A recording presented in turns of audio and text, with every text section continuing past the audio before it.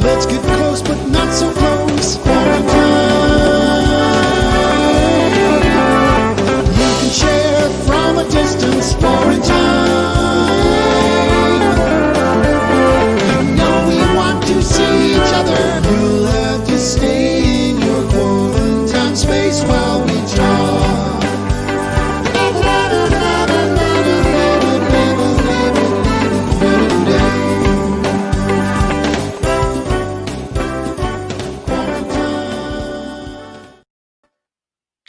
Welcome to Quarantine. This is our 43rd episode.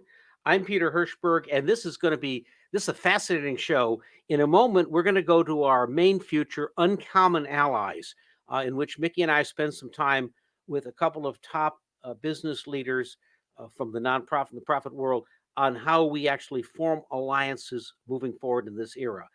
But we're going to start with a fascinating conversation with Andrew McLuhan, Marshall McLuhan's grandson. Andrew is going to be offering a class starting tomorrow for the next 12 weeks on understanding media, which was Marshall McLuhan's classic book that came out in 1964. In many ways, it's the Bible of unpacking how new media work. And in this era, when this is the world we live in, right? How is Twitter affecting us? How is Facebook affecting us? How are even the theories underneath the social dilemma playing into things? Going back with Eric to the actual source documents, to Marshall McLuhan's original notes, it is a little bit like constitutionally going back to the Federalist Papers with the originalist scholars, but in the room, a very diverse group of people. Starting tomorrow at Gray Area, this is a class that goes for 12 weeks, 3 hours a day, starting at 11 a.m. tomorrow. We'll be joined by media people, critical race scholars, technology folks, critics. It's going to be a lot of fun. And so I'm kicking off today's show with a conversation that I did with Eric McLuhan yesterday to have him preview this. And then Eric is going to come back to us a little later on in the season in Quarantine, and we're going to take a deep dive into how the understanding of McLuhan stuff is just so relevant and delicious today. So first, Andrew McLuhan, and then Mickey and I will be back. Andrew McLuhan, it is so great to have you join us. You're going to be teaching a course at Gray Area for 12 weeks starting this Saturday, helping to unpack understanding media. And you'll be joining us a little bit later on Quarantine. But all of us in Silicon Valley who live and work with the creation of new media and their impact on people, it is thrilling to kind of go back to the source and have you help us understand things, look at source material, and dive into it fully over the weeks. Thank you. Yes, I am. We're going to be looking at Marshall's 1964 work, Understanding Media, The Extensions of Man.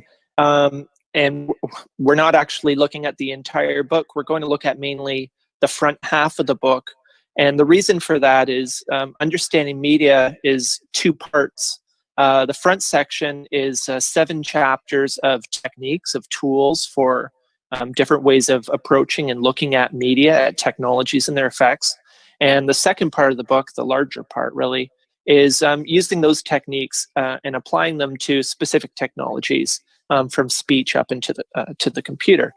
My interest in McLuhan work and the reason why it's relevant today is in the practical side of things. You know, it's really neat to look back at what Marshall McLuhan said in the 50s, 60s, 70s, and it seems really prophetic, but you know, that's great, but what we need today is the ability to understand our own situation today and tomorrow. So for that reason, my focus in McLuhan studies in general, and in this course on understanding media, is on the practical side of things. So hopefully we'll all have a lot of fun looking through this work with that practicality kind of lens and see what we can come up with. Look, Andrew, one could argue that today the entire national conversation is driven by trying to understand emerging forms of media that are incredibly powerful, that perhaps we can barely tame and understand what they're doing to us. It's Twitter, it's the debates, it's the whole conversation about Facebook and AI. And so one of the questions is, how do we apply, you know, 50 years worth of your dad's stuff or your grandfather's stuff, he foresaw a lot of this. How do we critically apply it to help work things out today? Sure. Well, like I said, it comes back to training perception, essentially, giving us tools to look at the situation. And the hardest thing to do is really to separate the content from the environment, to try and put aside what we're doing with these technologies and try to understand what's left when we take that out, which is namely the effect. What are these things doing to us personally? What are they doing to us socially? How is that running the conversation aside from what the conversation actually entails? And I think these are the conversations we're starting to have more and more. It's really a testament to how we've progressed as a society that we are having conversations like this, looking critically at the effects of technologies. And a phrase like "the medium is the message" is taken for granted now as obvious and uncontestable, whereas 60 years ago it was a radical thing to say. Your grandfather talked about the fact that electric media would retribalize us, move us away from kind of linear Enlightenment thinking and into something that in the acoustic world looked more like how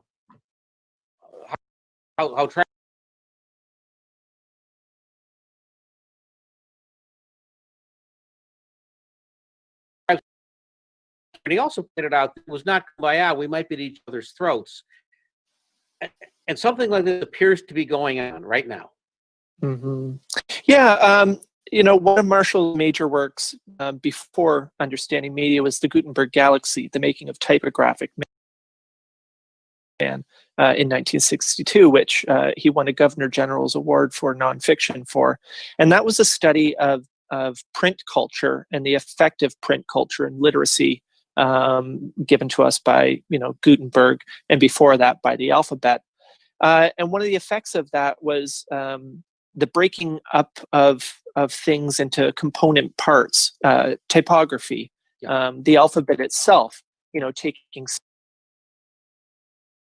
speech and breaking it into things which lack sense unless we put them on them. And the power of that extended into society, and Marshall argues, led to things like the assembly line and our whole process of modern manufacturing, whereby we break down things into a component part and farm them out and then read them. And this also allowed for a different conception of space, a way of looking at things one thing at a time in sequence. And before we did that, we perceived space in a different kind of way. The sequential way of seeing things, visual space, the space as perceived by the eye, where you look at one thing at a time, as opposed to what he called acoustic space or auditory space, which is the type of space experienced by the ear, where instead of things being sequential, everything happens at once. Involved, in-depth, all at onceness. That's it. Yeah. And Marshall argued that we came from an involved all at once, in-depth kind of culture, which was blown apart by the fragmentary techniques of printing and the alphabet. And that now that we're after that, since electricity, the telegraph, radio, the telephone, up to today, electricity took us out of that and brought us back into more of the kind of environment we had before. It's not precisely going back, going forward, but it has a lot more in common than what was happening before than what we received as an effect of this visual kind of space. Well, all of this points out what a rich set of conversations you're going to be beginning at a class at Gray Area, and you can go to grayarea.org for 12 Saturdays, starting this Saturday, 11 a.m. Pacific time. You'll be taking us through both understanding media, but all of these practical contemporary effects. And I'm thrilled that it's going to be, we'll have people here in our Silicon Valley crowd, artists. This is a great, this is just been a lot of fun. Thanks. And also, Yeah, you know, you're gonna be- I'm really Go ahead. I'm really excited to have this opportunity to engage in a kind of mutual exploration with other people. It started off as a bit of just an offhand comment I made. Can't expect to understanding media in a media studies class in one class over a semester. That to really get the effect of the book, you have to look at it more deeply and over time. And that's the reason why I wanted to do this for 12 weeks, one session a week. And it's also the reason why I've been urging people to get a physical copy of the book. And you know, we'll go into this in the course, but they're much different. And I'm preaching to the choir, but there are much different effects from reading off a page than reading from a screen. You know, where the light comes through you versus where the light comes off, refraction versus refraction. And one of my goals for this course is hoping that over 12 weeks, it'll be maybe just enough time for people to start to feel a bit different, to feel a bit of a change from engaging in a text on paper as opposed to screen. Although, you know, maybe it won't be enough to mitigate very much, but I'm hoping it's enough to observe some changes. And really, I'm so looking forward to having other people doing it with me. This is a great opportunity for myself to explore these materials in a new way. I've been reading this book for 20 years, and I get more from it every time. So I'm bringing all kinds of these different materials. I've got, you know, 3 different copies of Marshall McLuhan's books from the 60s, which have his annotations in them that I'll be sharing with the audience and explaining what he was talking about. And I'm going to be reading this 2003 introduction my father, Eric McLuhan, wrote for the book that was never published. So it's kind of 3 generations of McLuhan being brought to bear in this one time and place. And it's kind of freaky, but I'm really excited to be part of it. And thank you to Gray Area for being so enthusiastic to help me do it. I really couldn't listen without Gray Area. I'd be trying to juggle Zoom or something, and it would be, you know, a nightmare. So this is going to be great. Andrew, we're thrilled for the course, and we will get back with you and do a deep dive on quarantine a few episodes in after some of us are taking the course and get back to you. So thank you, audience. The course begins this Saturday, 11 a.m. Pacific at Gray Area, and to be continued. Welcome to episode 43 of Quarantine. I'm Peter Hirschberg, and think about this. We've been into this for 43 since the start of this pandemic, and if we look forward, we realize we're about to celebrate our 50th, and we realize that our 50th is going to land right around November 3rd, which is, of course, when America heads into tomorrow, and an uncertain tomorrow at that. So welcome to the beginning of a series that helps us think about how we plan for tomorrow when we're not sure what that is and realize we have to make it. Our show today is called Uncommon Allies. And Mickey, why don't you join me and we can set up this extraordinary conversation today. How you doing? Hey, Peter. I'm doing really well. I'm super excited today. The 2 guests that we have, Ayse and Kaye, are friends of mine and inspiration for me. So I'm particularly excited about this. And the topic today is going to be uncommon allies. And actually, in even the planning for this show, we ended up having kind of really fascinating, deep conversations about how do we find uncommon allies, particularly in this time of you know, a triple set of pandemics, both structural racism and the real virus and all sorts of other things. And so actually what I'd love to do is bring on our guests today, Kaye and Ayse, just so they can introduce themselves, and then we'll jump into it. Thanks for joining. Thank you, Mickey and Peter. Hi, everybody. Hi, guys. So maybe Ayse, could you just say maybe just a sentence about yourself, and then we'll drill in a little bit more, and the same thing with Kaye. So Ayse, just who are you? Oh man, in one sentence. Yeah. I'm Ayse Birsel, and I'm the co-founder of Birsel Plus Sec. We're an innovation and design firm based in New York. I am a designer, a mother, and an author. How about Wow, all right. That was pretty good. Kaye, how about you? Sure thing. I had the same reaction as Aisha did, which is a sentence. Anyway, what I do now, I do a combination of things. I call it a portfolio life. Part of the portfolio is strategic advising for companies who are going through transformations. I sit on a variety of boards, particularly boards that enable me to fulfill the philanthropic commitments that I have. I teach guest lecture at Stanford and at Columbia, and I'm a mom of two what I believe are amazing children. And I spend most of my time trying to be a good human being in the world. And you Perfect. came out of an amazing corporate career, and as we'll learn a bit later, you're part of one of the most interesting organizations in San Francisco, the Glide Foundation. Yes. Yeah, so I'm really looking forward to this. Yeah. I think we're going to start with Ayse. So, Kaye, we'll see you a little bit later. And then Mohib, our producer, can you bring up my other shared screen, the whiteboard? And so Ayse is going to help me today, and we're going to try out using Mural to capture what's going on. And we're starting with actually all of us. So here are some nice drawings of us. And did you do these, Nikki? Did you freehand these? No, Ayse. This is Ayse. Ayse, tell Ayse, us about the one that we're looking at here. That's actually you.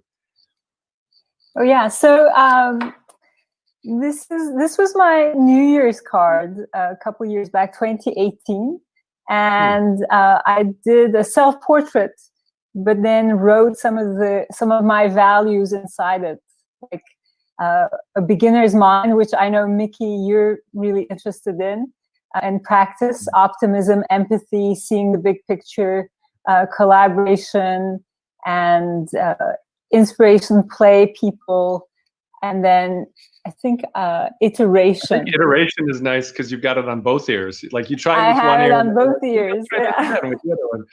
Listen to other people. I also, Mickey, if you scroll a little bit, we have this snapshot of us talking and planning this session end of July. So I found that completely by serendipity. When I was looking for other images, I was like, hold on one second. That's us. Yeah, this was Kaye and Ayse. How much long planning Peter goes and I into trying these to think things. through this. Yeah. So Ayse, let's start with maybe post-it number 2. Tell us a little bit about design the life you love and your passion. Like I'd like to know what's going on with that and share with everybody who's watching what you've been focusing on. Sure, it's one of my favorite stories, actually. So many years ago, I was part of Women Presidents Organization, and we were at a session where we were asked to define our mission in one sentence. And I was young, and I was part of this group. I was the only designer. Everybody else was had companies and accounting and lawyers and things like that. And I thought, I didn't take it very seriously. And I thought to myself, what could I say that will just include the fact that I'm a designer? So I just said, my mission in life is to design the life I love. And I said in this moment, and my friends from that group have since told me that they've never forgotten that sentence. I don't know why I said it, but that it was something that kind of followed me after that. And so soon after that, I met Bibi, my husband and partner, and we fell in love. We, in quick succession, had 2 daughters, became partners, create the design business together. And Bibi, just say something about Bibi, because he's just an amazing designer as well. And so the 2 of you are both product, industrial designers, sort of experienced designers. You met, you fell in love, and Bibi, also does just wonderful work. Can you say a sentence or two about him? Yeah, well, I could tell you how we fell in love. First of all, Bibi is an automobile designer. So in 2002, Renault, the French automobile manufacturer, asked me to design a concept interior for them. And I knew nothing about cars. So I said, I need somebody from your side to mentor me. And they sent Bibi, but they basically told me before Bibi came, oh, you're going to love him. And apparently they told Bibi the same thing, you're going to love her. So, you know, we just followed the instructions. So I think this is our first uncommon allies, you know, it was just sort of what's going to happen. I mean, it goes to show to what point I listen to my clients, right? They told you to do it. What has this turned into? It's kind of snowballed into something really beautiful. It's snowballed into. So then I, at one point, started. I had been designing all kinds of things, from office systems to potato peelers and toilets and whatnot. But I wanted to develop my methodology, and so I did like a journey into my head, figuring out how I think, how do I go from like what I know today to what I can imagine for tomorrow, and what's that process? And from that, developed this idea of deconstruction, reconstruction, which you're so good, Mickey. Well done. So deconstruction, reconstruction is how I think, and it has 4 steps, more or less. Deconstruction is you take the whole apart and see what something is made up of, and then you then look at those same parts from different perspectives and develop. But you're talking about like your own life, like pulling your life out and holding it in your hand like a product, and deconstructing it and saying, what is my life? What are the parts? Is that what you mean? When you bring deconstruction, reconstruction together with your life, yes, but you can bring it together with anything. So you can take apart anything, even chicken soup. And I think you and I did that at one point. What is chicken soup? And the reason we take, Ayse, the reason we take it apart is to reframe, to look at things anew, to understand something better, to get out of some specific. That's one side of it, Peter. Another side of it is really because, one, we want to break something apart so that the smaller parts are easier to manage. So it takes a complex something like our life, and by breaking it into smaller pieces, you make it more manageable. So that's one side of it. But the other side of it is also, we have so many preconceptions about how things go together. And when you break something apart, you're also breaking your preconceptions of like, oh, this has to go with that. And once you break all the links between things, you can decide, okay, well, I don't want this, take that out. I want this in, put that in. I want to mix this with that. And you just create a new combination of things, which is reconstruction, the other side of deconstruction. And when you reconstruct something, what's important is realizing you can't have everything. And that really, I think, is the sense, at the heart of design is you can't have everything. So what are the pieces you're going to choose? And then from that, you go to an expression, and the expression could be a product, it could be a strategy, it could be an experience, it could be your life. So this was what you had been doing for a long time, for like designing new furniture systems for Herman Miller, working with General Electric to do sorts of things. So first you saw that's what you did as a designer, right, in a designerly way. And then you said, wow, could you do this for yourself? Tell me what happened. Yeah, so I mean, once I had deconstruction, reconstruction, this methodology, somehow this idea of my life being a design project came back. And then I thought to myself, wouldn't that be an interesting proof point for my process if I can deconstruct and reconstruct my life? And then I was talking to a friend of mine, Shirley Moulton, who had just started Academy of Life about learning lessons you don't learn at school. And she was like, why don't you do a workshop about that? That sounds really interesting.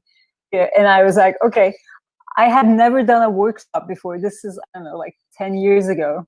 And one day I found myself in front of like 12 people who were interested in designing their life. And I said, okay, I'm going to teach you how to deconstruct and reconstruct your life. And before that, I had to kind of create my own curriculum. So I created exercises, tried them out myself, and then kind of thought they kind of worked. And then did that first workshop.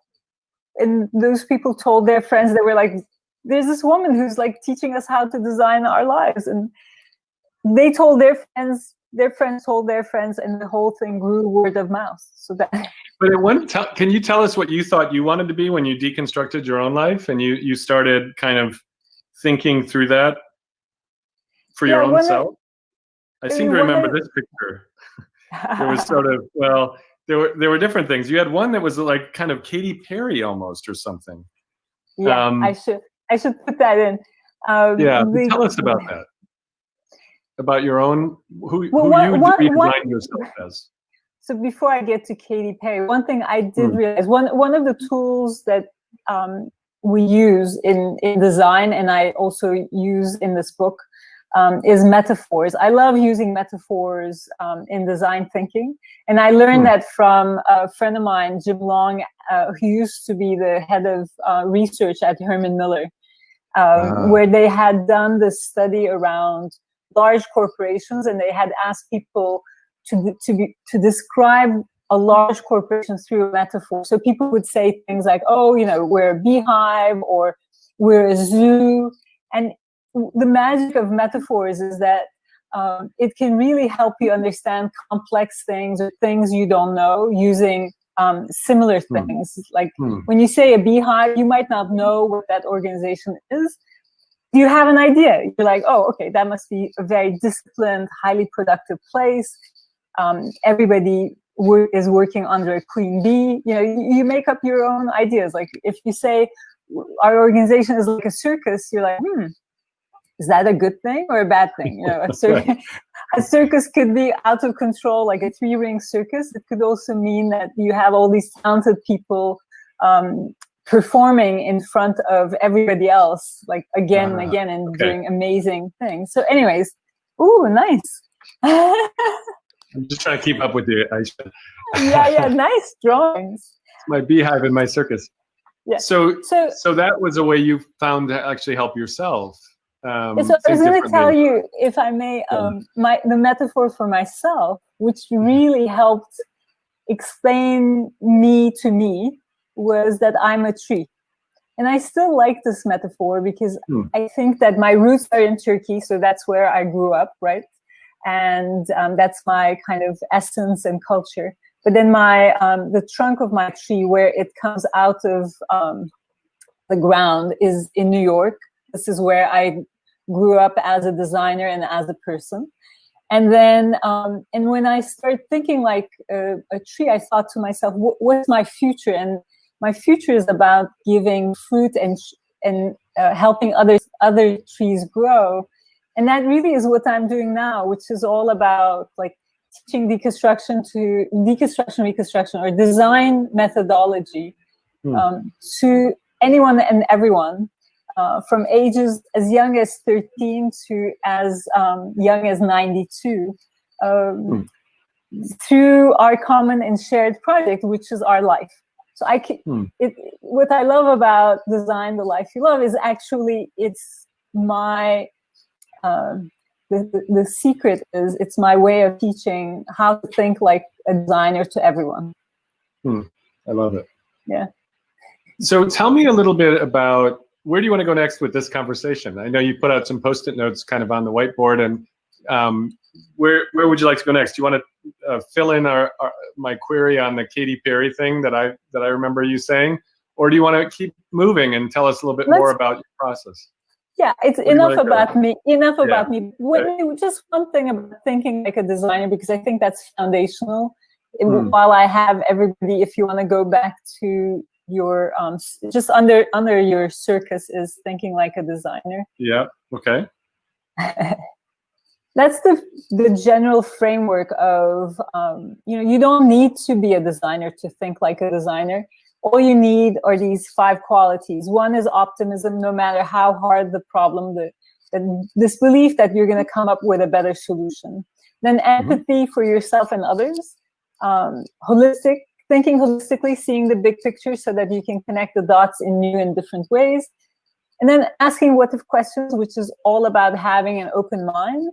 And then working collaborative, which is like what we're doing together here as uncommon allies. And I find this framework incredibly inspiring and powerful, especially today inside all the challenges that we have. It's like remembering to have optimism, and to collaborate, to solve complex problems. So anyways, but from that, let's continue towards collaboration, because I wanted to ask Kaye and Peter. Okay, perfect. Nikki, I've asked you this many times, so I'll skip you. But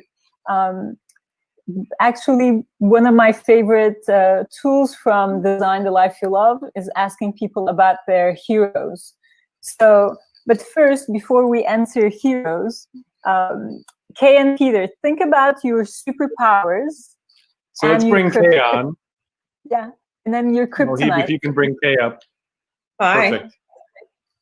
And this idea of superpowers and kryptonite, actually, Nikki inspired me to think in these dualities, because he was like, heroes all have superpowers, but they also have kryptonite, their Achilles heel. So now I love his pair. Energy. Yeah, sometimes it's just like even Superman, has kryptonite. And so what is it that saps your energy? But do you want to start, Ayse? We'll ask each of them to think for a minute or two about heroes in their own life. I think not, and what is their superpower? So it could be just everyday heroes in your own life. And who are they? So, you're stepping a step. Come back. Take it. You're in control here. Sorry, I get excited. One thing at a time. First, just take a minute to think about what's your superpower, Kaye, and what's your kryptonite. And Peter, same for you. So it's interesting. I think that my superpower and kryptonite are shades of the same thing. So my superpower is clearly compassion. I have a depth of compassion, the ability, probably closer to empathy, truly the ability and the intellectual curiosity about the lives of others and putting myself in the lives of others, and the ability to really, from a place of inquiry and honoring, the dignity of others, really trying to understand and to solve or be innovative in terms of approaches from that place. And I do that whether I am in a client system, I do that if I'm at Glide, wherever I am, that is the stand that I take. And you could imagine that carried to an extreme, that in terms of energy, that can be quite debilitating, if you will, and in the context of our current environment with racial and social unrest. I have been facilitating safe spaces for people of color, particularly Black women and Black men, to have conversation about the duality of their life and the ability to show up as whole, productive individuals, professionals in a professional setting, while dealing with all of the microaggressions, the trauma, and all of the things that are a part of being a Black person in this country. And I'm able to do that because not because I'm a Black woman, but because I really can find myself rooted in their stories. But after I've done a couple of those, as I did yesterday, I'm just wiped out. And it's part of my journey is trying to find the balance. So Beautiful, Kaye. It's almost the same thing, compassion, but too much of it can really drain you because you have to put yourself It's exactly the same thing. Exactly. Yeah. And what about Peter? Peter, what do you think your superpower is? Yeah, I think it's around creating narrative or meaning, or putting a bunch of disparate things together to get a sense for a future you might not known about. And sometimes that just is very literal, like in the work that I've done in the tech industry, where you work with an entrepreneur where there's all this stuff, and then you come up with some narrative that explains it to them and explains it to the public. And, you know, when I was at Apple very early on, we had to figure out why you wanted a computer, why you wanted something online, why big data mattered. And these things oftentimes were complex concepts, particularly, you know, it's like you would want to explain it to a broader audience. Mickey, you and I were both at the Aspen Institute when they did a project on explaining big data, and we brought all sorts of artists in because we wanted to explain it to people of our parents' generation and make them think they understood it and feel good about it. And that is, and even if you look at what we're doing with Quarantine, we're documenting something in real time, and we're interested in a narrative on how to get somewhere at a time when that's confusing. So, I mean, it's all I think it's wrapped up around that. Well, Tell us about your kryptonite. Yeah, like what saps your energy?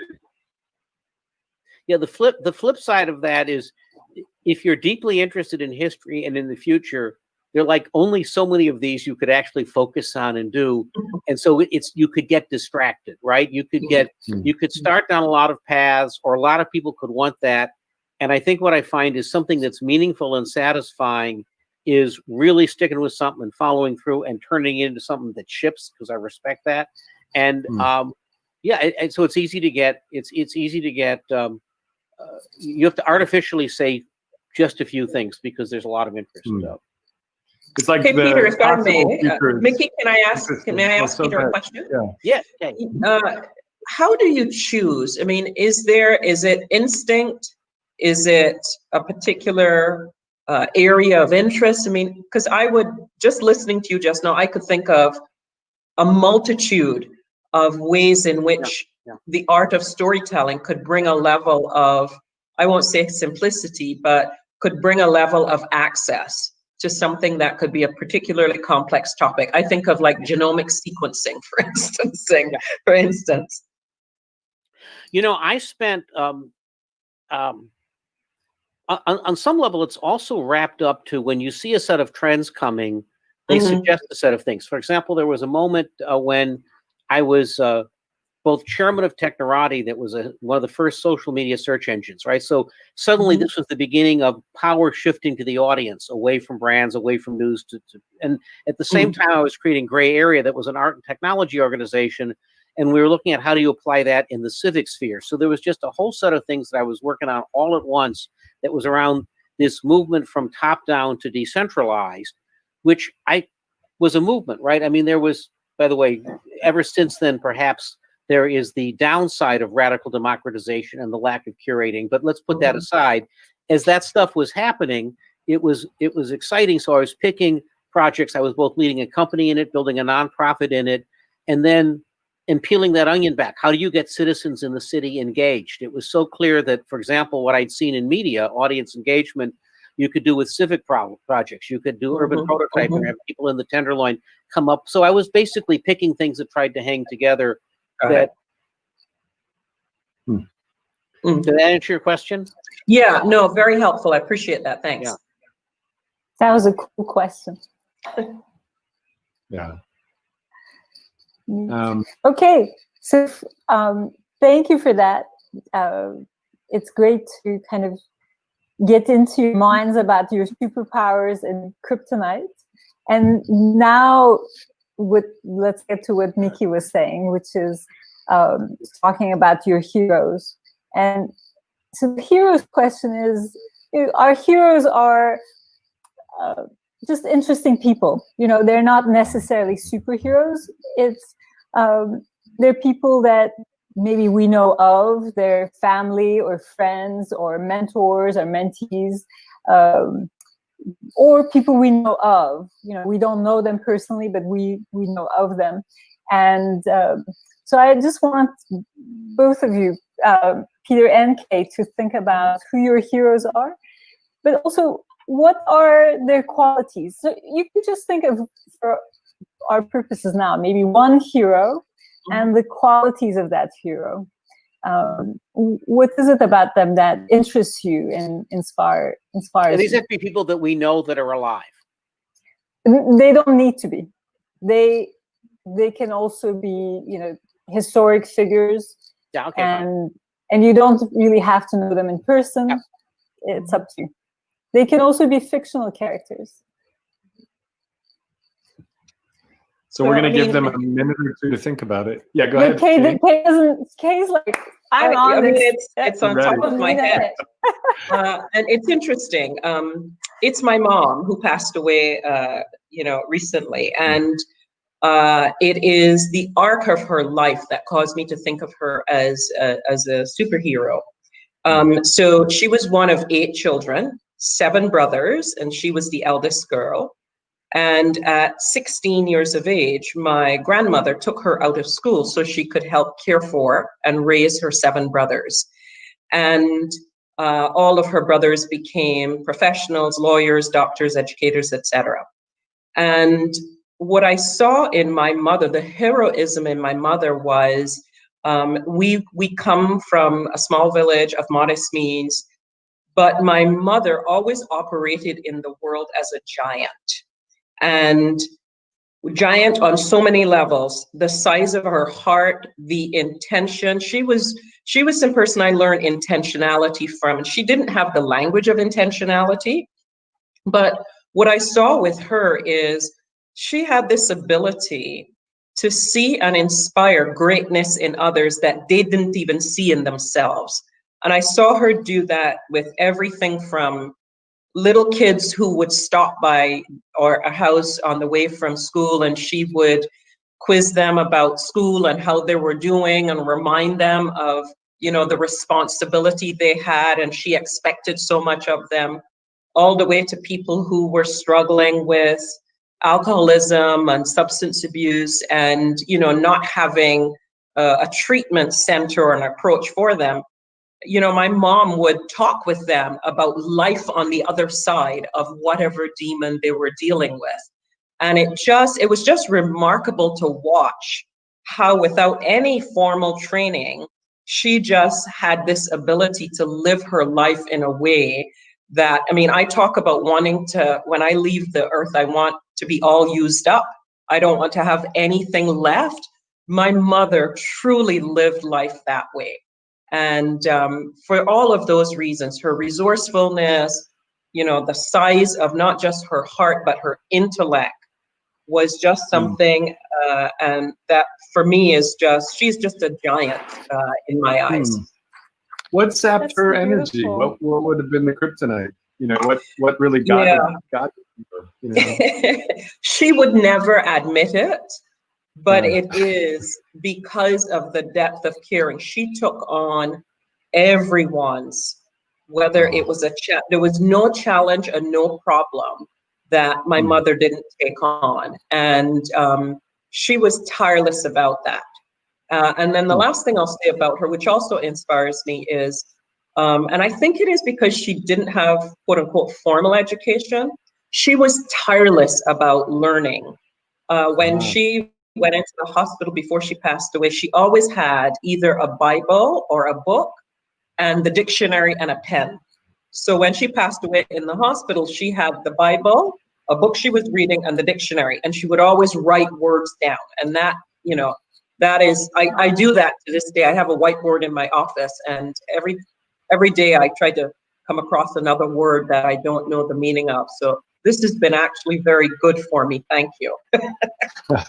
I love this tireless, That's you know, just beautiful. learner till just all the time. I love that. Yeah. Peter, we need to ask you the same question. A superhero that you see that, you know, has some power that you just love, that you find inspiring. Right. I mean, I tend to go to interesting figures in history that influenced me. For example, Vannevar Bush, who kind of organized all of big tech for President Roosevelt and foresaw the internet coming, and I think led to kind of a lot of the current era.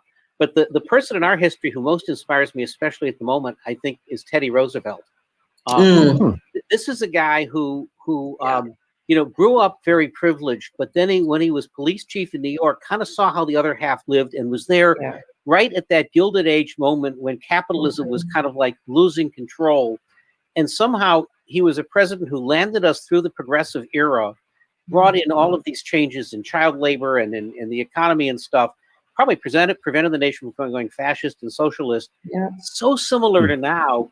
And plus, he was this like complex, larger-than-life guy who spent the rest of his time hiking around with John Muir and getting the parks established. To me, it's quintessentially American, and it's just intersecting at the right time to solve a problem. And yeah, that's just like. How would you describe that superpower, either Vannevar Bush or Teddy Roosevelt? Like if it were like across his chest as a Superman, or if you bought a package that said Teddy Roosevelt's AKA something, he's got a name. Yeah, well, I think in his case, to Kaye's point, I think that there was a lot of empathy there because he kind of did understand both sides of the equation, and he could, I think he could bring an understanding across both of those things there. And he also, by the way, he understood uncommon allies. He partnered with the muckrakers to get something done. And so it was a combination of that plus a really good heart. I mean, our current president partners with the press and knows how to be larger than life, but uses it for not good purposes. This guy had a combination of just a really good intent and a very good way to exercise stuff. I mean, another person in that and he was a journalist who wrote books and mixed it up. And I think there's a relationship that I just heard that reminded me a little bit of what Kaye said earlier on, which was getting proximal, getting close to the problem. You always hear about the kind of he rolled up his sleeves and jumped into the arena. He did those things, and I do think that it wasn't he was sitting on the sidelines. He was opening up parks. He was dressing up in undercover outfits and doing sting operations when he was running New York, and trying to figure out slumlords and what they were doing. Peter, what for either, you mentioned Teddy Roosevelt, what sapped his strength? Like what just was his kryptonite? Like what got him every time?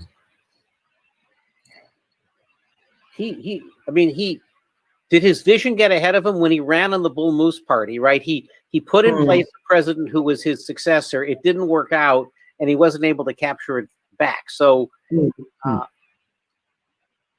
well, his vice president turned out to be a little bit of his kryptonite. If you read the story, The Bully Pulpit, from Doris Kearns Goodwin, he was a great vice president, not a great president, sort of thing. Ayse, where do we want to go from here? This is fun. Oh, so this is so much fun. Thank you so much, Kaye and Peter. And I want to turn your heroes back at you and say, Kaye, you operate as a giant, and you have the heart and the intellect of a giant, and you're intentional. You see and inspire greatness in others, even when they don't see it themselves.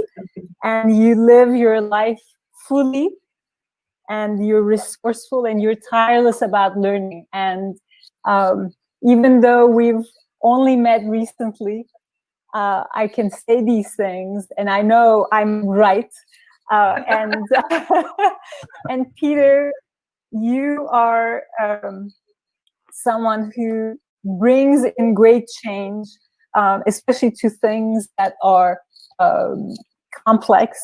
You yourself are complicated and larger than life, and you have this incredible ability to intersect at the right time, right place to solve big problems. And you do have a good heart, but you do make things happen. And so, by the way, Peter, you lived a very privileged life growing up too, and you ended up, you really, there was an interesting parallel with Teddy Roosevelt, because you were able to walk New York streets and go to the World's Fair and learn about, what it's like to build a global catalog empire, from your grandfather and things like that. So you're able to do that, but even what you're doing with the Gray Area Foundation, with Prototype Market Street, bringing on artists from around the world to prototype from ferry building all the way to the unemployment office, and engaging everybody to try to think about how can we actually, how can we really be in the arena? How can we do things? I think it comes through. This is what I fell in love with the first time I met. Yeah. Sorry, Nikki, I have to just tell Kaye and Peter that the reason that I can do this, and where I think Mickey, maybe you were going, I just want to make sure that we don't leave this without explaining heroes, is that basically you gave me an opportunity to turn your heroes back to you and say what you see in people who inspire you are actually your own values. And that's why you connect with them at that level. And that's why I could say, hey, they are you. Kaye, you are your mom. And Peter, you are Roosevelt. Not exactly, but in terms of your values. And what's interesting is our values, when you want to design something, you need values to help you decide. Because design is all about creating permutations of ideas. And Kaye, when you were asking Peter, like, how do you choose? You create permutations of ideas, many, many, many different combinations. But then how you choose is based on your values. So if your values are humanistic, compassionate, positive, you choose based on those things. If your values are not like that, you know, which is what we're seeing so much of today, you choose and you move people away from humanism and the common good. But so that's what I try to do, and I love it because both of your heroes, very different but very telling, and it's also a great way to get to know people. You know, I feel like now I have a window into you both that I didn't have 2 minutes ago. And maybe just Mickey, I want to talk about like how this came about, because when I first started Design the Life You Love, and I had people in these, rooms, right? We would do them at School of Visual Arts, and I would have people sitting in a library, and I would want them to design. And when you're designing, you need inspiration. But I didn't have time to tell them, okay, well, go to MoMA or like listen to beautiful music or like watch a great film. And I was like, how can I inspire people? And I realized I could inspire people through other people. So I started asking them about their heroes, but I didn't make this, I didn't have this reveal. It was just like, oh, think about your heroes. Oh, Kaye, your mom is your hero and she had the giant heart. That's beautiful. And that was it. I wouldn't go beyond that. Hey, Ayse, I have a question. Sure. Two questions. One is, who comes to design their life? Is this mostly younger people? Is it older people who are changing because they're getting older and life is changing? I'm interested in the demographic. And then the second question is, what's happened during this whole plastic quarantine time when suddenly what our dreams change, what life is changed, people kind of get disconnected from their future, and what's a design practice like today? Yeah, those are great questions. So the demographics of Design the Life You Love is 90% women.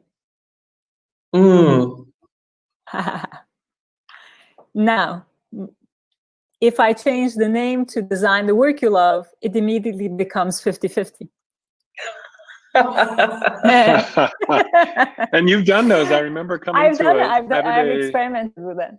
Yeah. Experiment, and Beth Comstock was there, but also some senior like CTO of Siemens or of SolidWorks or something. I was like, whoa, okay. And it was fascinating, but it was, and what about when you change it to design other things like Design X you love? So and I just also wanted to answer this question about like, how about older people? I've also learned, because we just finished a 1.5 year long study with the SCAN Foundation, asking people who are 65 and older to design their life, and found out that there's no age to designing your life. You can be 92, 93 years old and still interested in designing your life.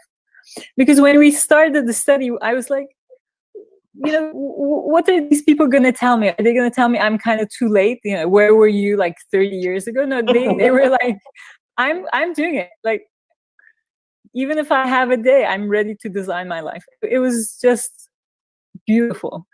And you did this across the country. You did this in small towns. You did this in New York. You did Yeah. this in LA. You did this in other things. What were what? Give us one or two nuggets that you got out of design. You know, the latter part of your life that you love. And then I want to switch back to Kaye and actually just talk about the kind of work you're doing now and what's going on. But I'd love you to drill in a little bit, Ayse, on the work you did with the I'm sorry, what was The it? Scan The something Foundation. the Scan Foundation. The Scan Foundation, yeah, TFF. The beginning of that project was, you know, most of the work the research that's been done around older people is based on worries. You know, it's all about mostly a reductionist perspective of like, okay, you're aging, you're older, or your health is gonna go. You know, somebody's gonna die. You know, your income is gonna go down. It's all like when you hear all of that, it kind of flattens you out. You know, you have no more kind of, I don't know, life energy. And our perspective on it was like, this can't be. And I come from a culture, the Turkish culture, that respects older people so very much. Almost kind of like, Kaye, what you were saying, it's both the superpower and the kryptonite, because when you do too much of that, then, you know, as a younger person, you don't have a voice. Right. But when you don't respect your elders, you don't realize how much they have to offer you, you know, these wise people. So in a way, the research with the Scan Foundation was an opportunity to really respect and embrace older people's perspective. And the thing that we learned from them was that it's actually not, you know, older life. First of all, this life didn't exist before, right? 50 years ago, people didn't live into their 80s and 90s. My grandparents certainly didn't do that. Like they passed in their 70s, and everybody was like, oh, that's a good life. You know, now 70 is too young for us, right? So these people are like astronauts of longer life. You know, they're going where nobody has gone before, and there are no roadmaps. Nobody has really like solved for them. And there are very few good products. There are very few good services and experiences. So in a way, this is a quest for like, there's this beautiful 20-25 extra years of life.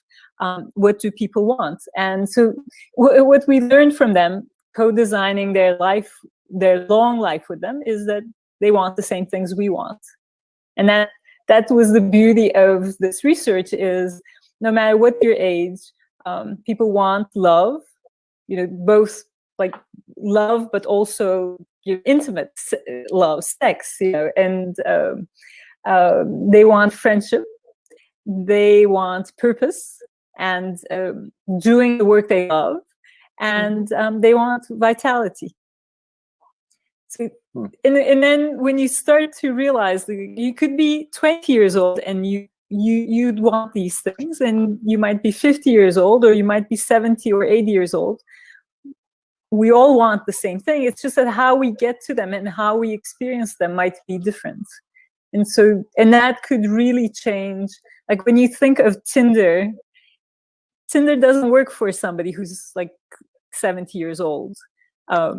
They have so much richness that can't be like flattened down to a picture, right?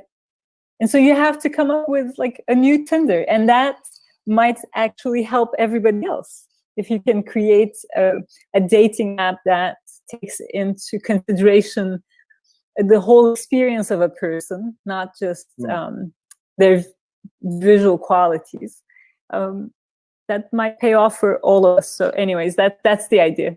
And what I love about this too, though, is that now there is in LA, you've worked with John, who was part of that foundation, and now he's starting a fund and an accelerator for founders, so young founders, to actually say, you know, getting old sucks, or getting old is wonderful, but products for them suck. Let's actually help people make these things that would be wonderful for you in your next chapter. What would be wonderful as we get older? Peter, you and I have had conversations even during quarantine of trying to encourage your mom, who's in her maybe 90s, late 80s. I'm trying to remember how old is your mom, Peter? 93. Yeah, 93. I know you and your brother got together and made like a little video to try to convince her to not go outside, to drink a lot of water, to do some things. And so, but she's a force of nature. You said she was on the board of directors of something up until very recently. NPR. Yeah, that's right. NPR. Yeah. Great. Yeah. She's also, as you know, has been my great technology foil because she is a font of common sense. And I'll come home. She's the great test of do you make sense or not. But you also saw the video I did for her about the Internet of Things when I gave her an Internet of Things. I gave my mother this device that you stick in your kitchen, and it reads how many eggs are there and tells you over Wi-Fi. And she was trying to figure out why one would ever need this. It was very funny. It was hilarious. Yeah. I represented somebody who showed up from Silicon Valley. She's like, why don't I just go into the fridge and look to see if I need eggs? What are you talking about? We'll show the videos. I've got to figure out Wi-Fi. What's Wi-Fi with eggs? That's great. Your mom video, keeps by the you way, honest. we should post that somewhere because it's delightful. It's a nice Christmas. Maybe we'll show it at the end of the show today as a treat once we get a little further. Yes. But I want to shift to Kaye now. Kaye and Ayse and I are going to kind of interview a little bit about this, but what's the work you love? What are you doing right now that you just love what you're doing? There's a lot of that, but I mean, I can talk to you about the glide work because that is work that I truly love. And our founder, Cecil Williams, Reverend Cecil Williams, just turned 91 years of age, and we just celebrated his birthday yesterday. We've been celebrating it all month, but yesterday we had probably one of the largest Zoom birthdays that we had hundreds of people all over the world popping in and wishing him happy birthday, and everybody from Michael Franti singing to him. So it was very special. And what is glide? What is glide? Glide, we're in the Tenderloin. I want to make sure. Yeah. Yes, okay. In the Tenderloin, corner of Taylor and Ellis. In 9 years, we will celebrate 100 years, which will also be the 100th birthday of Cecil Williams. So we are already preparing for his 100th birthday. The reason I like Glide is because, or at least I appreciate, and I consider it an honor, I serve as the chair of the board of trustees of the foundation. And at its core, Glide is a nonprofit that is in the Tenderloin, was birthed out of the Tenderloin, and is probably one of very few places where its aspiration or its stated aspiration informs how the work is experienced. So Cecil Williams, 50 years ago, forgive me, said the work, and he's a minister by training, and he said, the church is not a building. The church is in each and every one of us, and therefore he wanted to be in the community, serving others in the community, and the language he uses is radical inclusion and unconditional love. And when he talks about unconditional love, he really means it, and you see that expressed in the programs and services. We use language to describe the men and women who we serve. We call them our clients. And the reason we call them our clients is because as a client, you have agency in the relationship, right? If you're a client, you can give me feedback, right? You can tell me the food was cold. You can tell me the coffee wasn't as good today as it was yesterday. And for him, that is about the restoration of human dignity. Because at its core, it recognizes that your dignity and being included is not conditioned upon your socioeconomic status. He would even say, I don't care how you smell. And I mean, when you talk about the radical way in which he shows up, inspires all of us to show up, and truly loves from that place of, it breaks down every single barrier. And you see him with the people that we serve, and he is like a hero to them. And in many ways, being a part of that organization has transformed my life into what is possible. What is possible when we see, this is my point about getting proximal to people. It does change you. And therefore, our work, we believe, is about personal transformation. It isn't just about come and volunteer. We are in the business of transforming lives.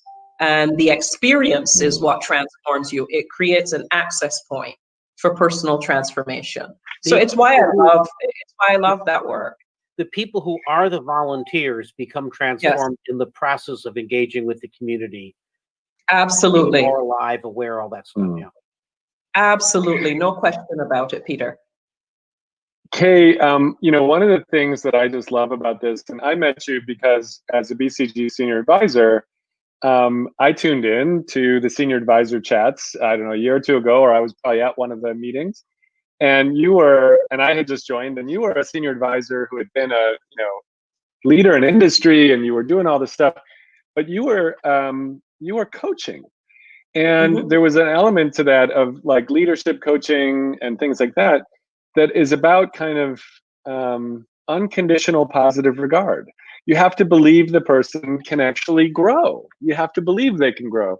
And what you just described now is so beautiful because it's, weaves through the other parts of your life too. That, I didn't know about. It's who I am, right? It's not what I do.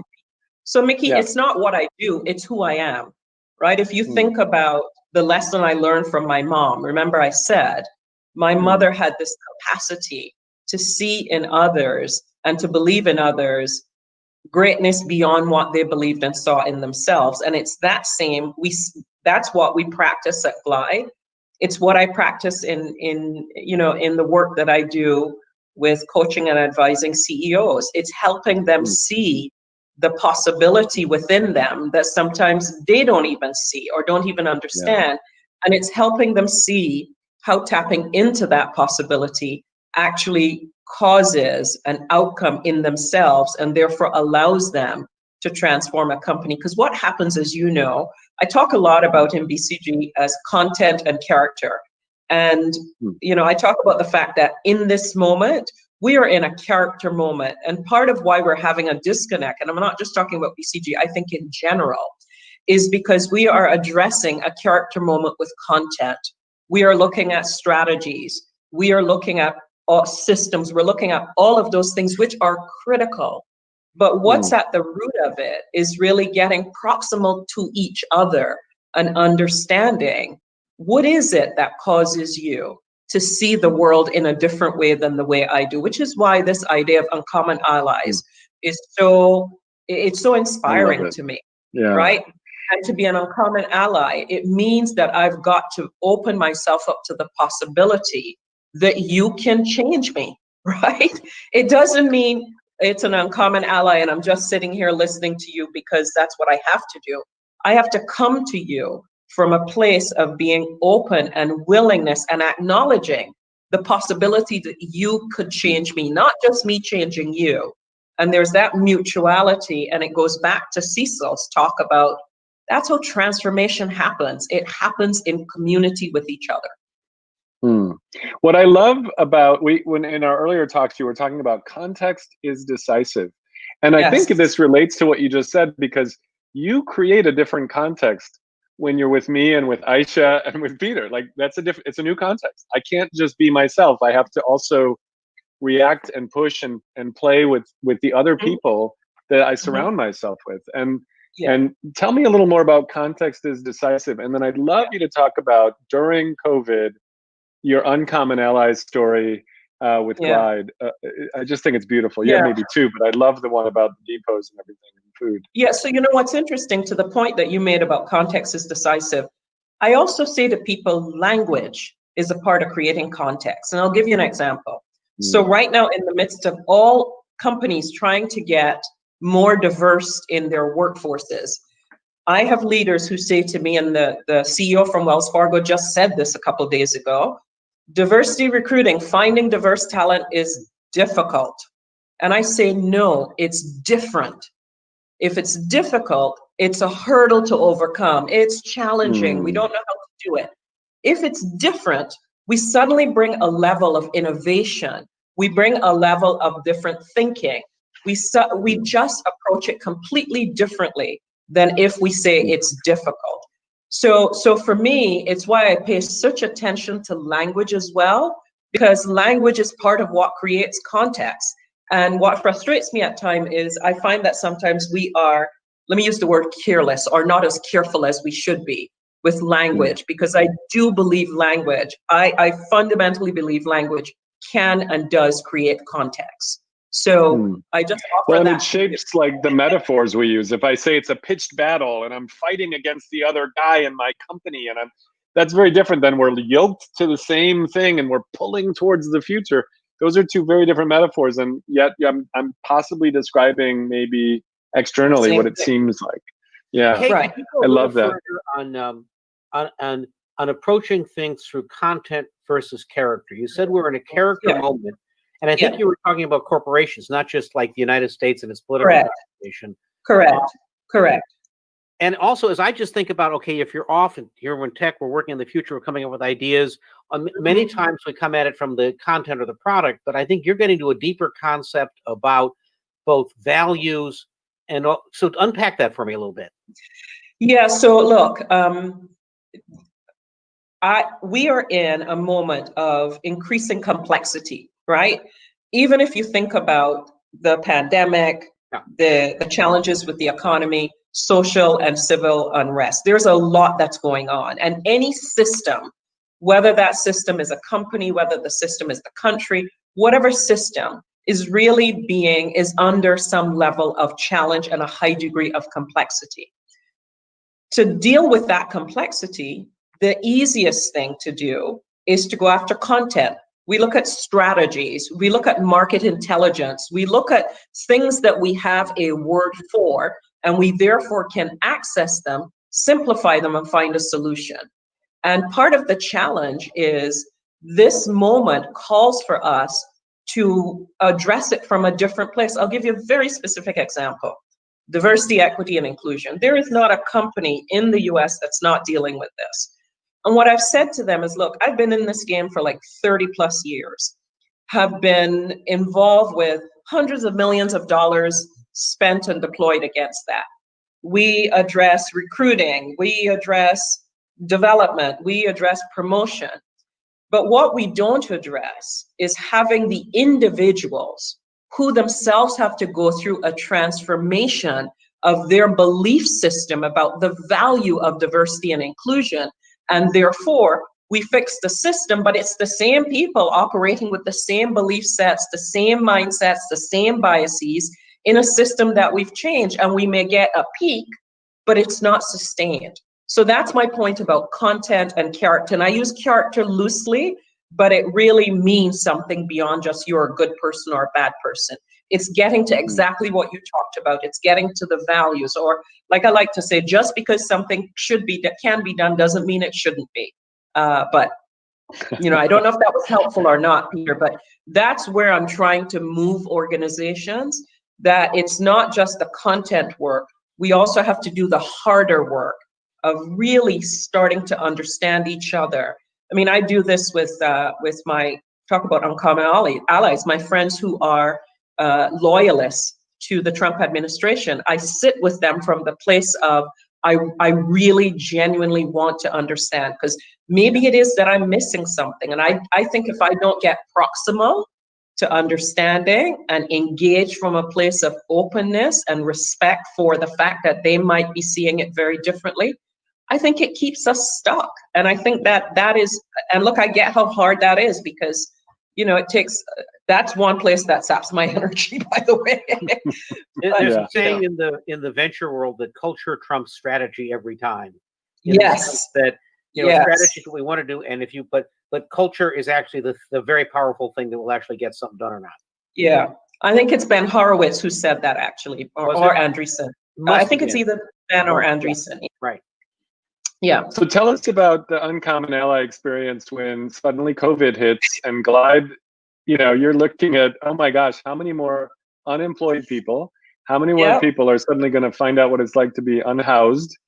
Yep. And also, what about all the things that just the people you're already serving are going to face now? Yeah. Yeah. Tell us So about that. under normal circumstances, Glide provides anywhere close to 1 million meals every single year on an annual basis. And within the first 6 months of this year, we're already past that point. And when COVID hit and the reality of what that meant, and again, there's a large percentage of our population that also are seniors who, in a pandemic, are advised to stay at home. So we also have that complexity in addition to the typical population we had. And we had started to see the demographics on the line starting to shift from individuals to families. And that was just reflective of the rising housing prices and the challenges in San Francisco, because if a family, a mother, father, 2 children can come to Glide and get 3 meals a day, it allows them then to use those resources and shift some of that away to keeping a roof over their head. And we knew all of those safety nets were going to go away. We got a call, talk about uncommon allies. We got a call from a young woman in New York, and she had been recommended to Glide because she had bundled a group of donors who wanted to do something impactful. And she at the same time had heard about the fact that given the downturn in travel, that many of these hubs that provide catered food for the airlines were going to go out of business and lay off workers because they would no longer have a need, because the airlines were particularly San Francisco, Chicago, and Atlanta. And she brought together what you would consider uncommon allies, donors who were willing to fund individuals who had kitchens and food, because remember, we didn't get a year's worth of notice about COVID. And if you think about the complexity of that supply chain, they have perishable food that they have procured, and they have kitchens. And she came to us and said, if we could provide you guys with meals, catered meals, is that something you could use? And we said, of course we could use that. And the beauty of it wasn't just the catered, we agreed to be the distribution hub. So 3 times a week, they came in with the trucks full of the food, prepared meals. It wasn't even meals that we had to cook, because obviously we had to go to a very narrow kitchen because, again, sheltering in place, maintaining social distancing, not having volunteers, not having our dining room open. So we couldn't even have people in the building to dine. So we brought the catered food from the airlines, that hub, together with distribution, came to Glide, and we were able not just to supply our typical clientele and then the additional clientele, we were able to supply some of the other food services in the city. We also were able to provide food for our seniors who were shut in. We got some of our volunteers to commit to deliver food to some of our shut-ins. And for many of them, that was the only person that they had any contact with. For if we went twice a week, that was the only contact they had twice a week. And then what they did, and we were so appreciative of this, a lot of the shelf-stable food that they had, they also donated it to us. So for people who, if you think about it, if you are unhoused, we don't use the word homeless, we talk about being unhoused, because you always have a home with us. Again, back to language. Yeah, that's very good. For many of them, there's no refrigerator to store stuff. So they had shelf-stable dry goods, they had milk, they had things that we could prepare these, we could actually prepare like overnight for some of our unhoused clients, because again, getting across the city, that's part of the other challenge. If you have all of your belongings in a shopping cart, right? Getting across the city with your belongings is just tough unless you are part of a community. And I know that this will strike people as strange, but there are homeless communities, unhoused communities, where people take care of each other, right? So one person will be the runner, he or she will go to Glide. They will collect meals, and the others in the camp will actually take care of their belongings, particularly for individuals who have animals, who have pets. It's really important to make sure that the pets are safe, that they are safe. And it was such a reminder to me of, again, operating from a place of possibility, right? That opened up the aperture for us to just say, what else is possible? It also inspired some of our donors to think of other ways that they could, you know, a lot of the, you know, we had a photographer, for instance, and obviously a lot of his business was, you know, there was no longer, certainly for a couple of months. And he did a project with us, actually photographing homeless people. And for many of them, they do not have, you just don't have a photograph. And for many of them, this was the first time that they could see a photograph of themselves. So it just created, I would say, a momentum and an energy and a sense of innovation around what is possible. So Mohib, can you bring up the whiteboard again? Just let's see. So I've been trying to track this in our little diagram of interestingness here, you know, and I'm not even sure how well I'm doing. By the way, this was the people in their 60s and 70s. In some ways, are the astronauts, because you know, we didn't have people. They're on the frontier. They're learning about this. But when you were talking, I really was interested. Let me see if I can navigate today. I never really know. Oh, there we go. My fingers work on this tablet. You were talking about Glide and some of the things: unconditional love, radical inclusion, and this. I love this uncommon ally idea of a group of donors in New York City catering services for the airline industry. The airline industry itself, you know, suddenly is going to put a lot of people out of work because nobody's flying. Yep. And keeping a depot open in San Francisco, keeping a depot open probably kept jobs going, so you didn't have even more families on the street. Absolutely. And this notion of somebody you can trust. Here's an organization that has been able to do 1 million meals a year. That's easy for them. They're going to be able to do it. And so I think making that happen is just beautiful. And so I tried to capture a little bit of what you were saying. And then when I zoomed out, I noticed that one last story you had mentioned was the rabbi and the mensch. I think I described that right. So I would love you to, and wait, before we go much further, Ayse, I don't know if you had more that you wanted to react with what Kaye just talked about. Oh, I was just mesmerized, Kaye, but by what you're talking about and the importance of language, but also the things that you're saying. For example, operating from a place of possibility brought me back to the optimism of design. And I thought, oh, that's such a beautiful way of saying that. I want to borrow that from you. And then the other thing that came to my mind is, like, I would love to do a Design the Life You Love with the unhoused people that you're working with. We would love that. At Glide. We would love that. Wouldn't that be, it would be just amazing. So that's what I was thinking, Mickey. Perfect. What would be interesting, and we can talk offline, but part of what we are doing now, look, we believe that the future of our work is mobile. That asking people to come to the corner of Taylor and Ellis to be beneficiaries of what we are offering. We understand the value of the monument, of the place, right? There's an important criticality to that. But we also understand that in order for us to scale our impact, we have to go where the need is.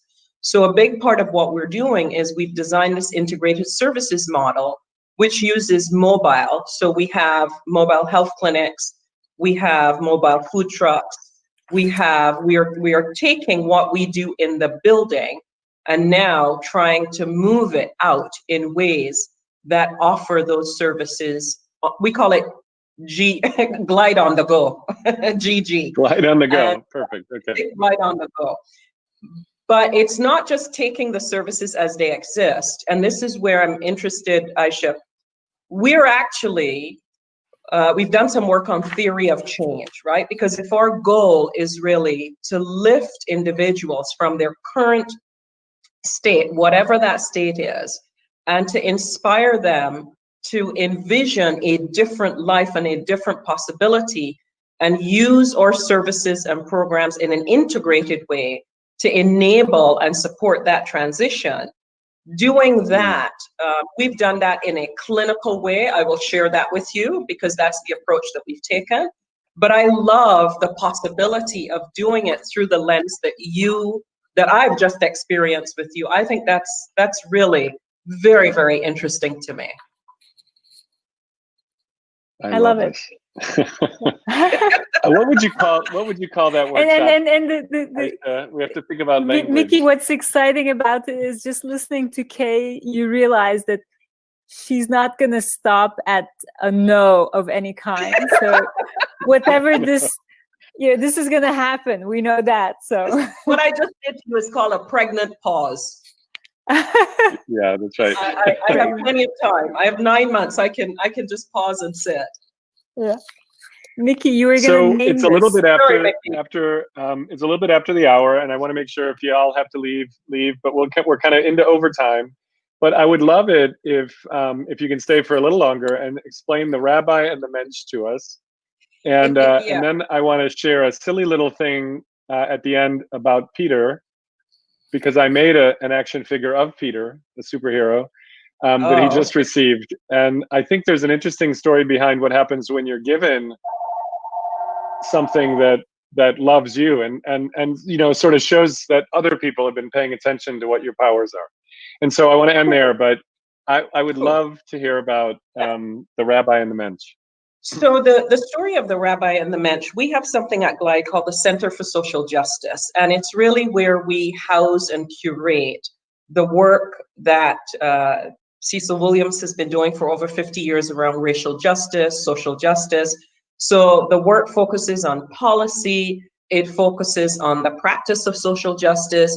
We have experiential learning that we do there, this work of transformation. We actually have a program where we take people to Alabama to the lynching museum every year. We have a whole program around that. And out of that, the officer and the mensch, we have a rabbi who is on staff. And just by walking in the Tenderloin, he noticed the interaction between our uniformed our police officers or some of those people were our clients, but just the nature of the interaction. And he had a thought that if we use the same kind of principles and values that we had at Clyde around unconditional love, radical inclusion, could you use those principles in a way that would transform the interaction between the police officers and the individuals that they were charged with keeping safe? Could it change the dynamic? And out of that was born this program called A Rabbi and a Mensch. And what he basically does, and we've been doing with the city of San Francisco police department, we have more demand than we know how to fill, because we have made progress. We have demand not just from Oakland and other places in California. We now have demand and requests across the country. And it really does, it is grounded in getting these officers. First of all, your uniform creates distance, right? Your uniform in and of itself is a barrier. And instead of it's a language and a context automatically too. There you go. In some ways, yeah, it signals a lot of things. What are the tools that you have beyond a taser and a gun, right? The tool is your uniform, which is a barrier. And so what he does is he takes them, and we call it before the Tenderloin has woken up, and he takes them out of uniform very early in the morning, and he has them stand literally at the top, and this is about vision. He has them stand at the top there by Market Street and just look straight down and just ask them, what do you see, right? And what do you see when you are not in uniform? And then they walk the tenderloin with him. They see how he engages with people on the street. And the goal is really to, again, back to proximal, is to shorten the distance between the individuals on the street and the police officers, because you create a different dynamic. And when you start to, because that's also a community that's a viral community, right? If there's an encounter that one of our clients has with a police officer, and it really was a different kind of encounter, that person will speak. It's almost like the old tin cans, if you will. It propagates. And the police officers work very closely with Glide's security staff. So we have security staff that are trained in our own principles of radical inclusion and unconditional love. And when you watch how the respect that people have for them, the kindness with which they interact with people. I mean, I've seen people who are in the middle of psychotic experiences, and I watch the Glide staff, and I mean, they're trained to get proximal to the person, but with the right amount of understanding. How do you protect that person and yourself? How do you meet them in the eye? How do you de-escalate? Again, all of this is about getting proximal to the individual, and it's about that restoration of their dignity. And you get them to a place where, because there is trust, because that's, and the Glide security officers wear yellow jackets. So you can see them very clearly. You can see them in the tenderloin. So it's that's what we're attempting to do at an individual level, but at a macro level, it really is in service of the restoration of human dignity. Because when I see myself in you, it's grounded in our belief that we're all connected. It's fallacious to believe that we are somehow separate from each other, and this notion that I can't be free. So Cecil Williams says, my liberation is bound up in your liberation. I therefore cannot be free. None of us can be free until all of us are free. And that's what he spent his life operating from that place. So I really do love that program, because it's That's beautiful. Talk about really frame busting, right? Well, and you just mentioned, somebody might be going through a psychotic episode or something like that. Early on, when I was a product designer, I was asked by a subsidiary, actually, of Johnson & Johnson, by Jensen Pharmaceutical at the time, but I was asked to go and interview and visit with some doctors that were dealing with schizophrenia. And we had to watch a documentary called I'm Not There. We had to interview, and then there were a few advocates who were trying to advocate for better mental health policies in Washington, D.C., who were on a balance, but they had been schizophrenic. They had been found on the street when they were 22. They had, and they were fighting a constant battle their whole life. And you learned, and I didn't know this, schizophrenia is a very young disease. It happens right when you go off to college. It's not something, Absolutely. Yeah. The break happens, and prefrontal cortex, my friend. And it was just it was an eye-opening experience.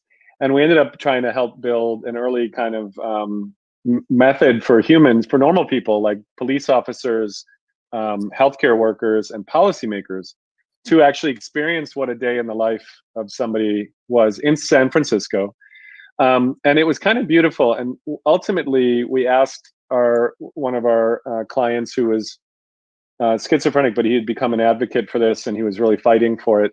We asked him to just record a little bit. We didn't want to show people what the experience was. We wanted to record what he felt when he went through the experience, and he hoped people would feel. And it was just so heartbreaking and kind of beautiful. But it was an early sensitizing, I think, that you just have no idea if you don't walk through in someone's shoes. Perspective is a beautiful thing, and it's very hard to get out of your brain.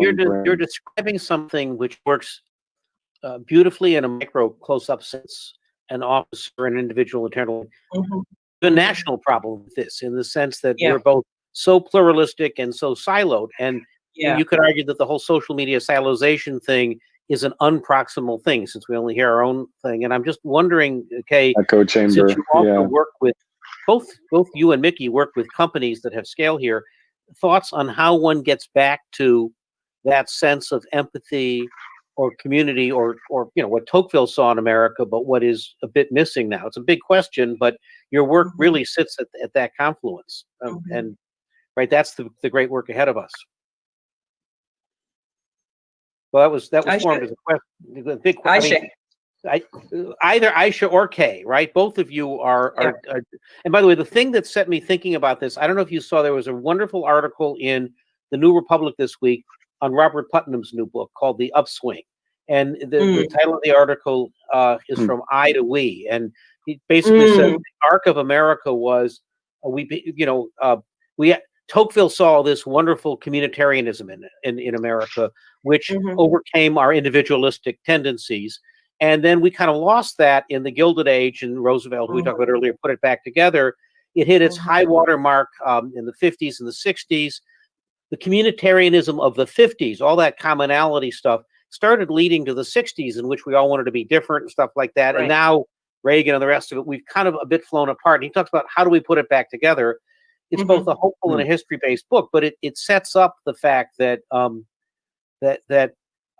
this sense of culture and caring about someone else or understanding someone else is a thing we did that we're not doing, and so much of this conversation has been around that. So that's what set it off to my mind. Kaye, you were saying, so I'll share what Peter, you made me think, is that my lens is through creativity and design.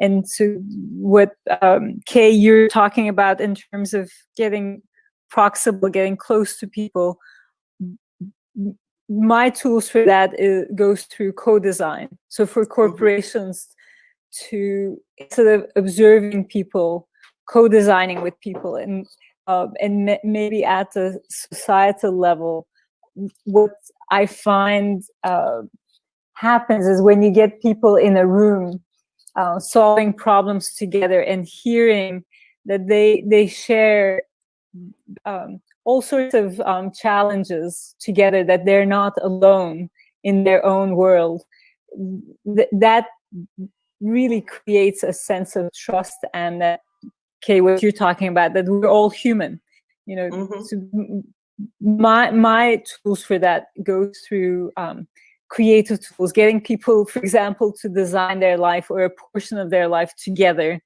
and in a room, and through that realizing that we're not alone.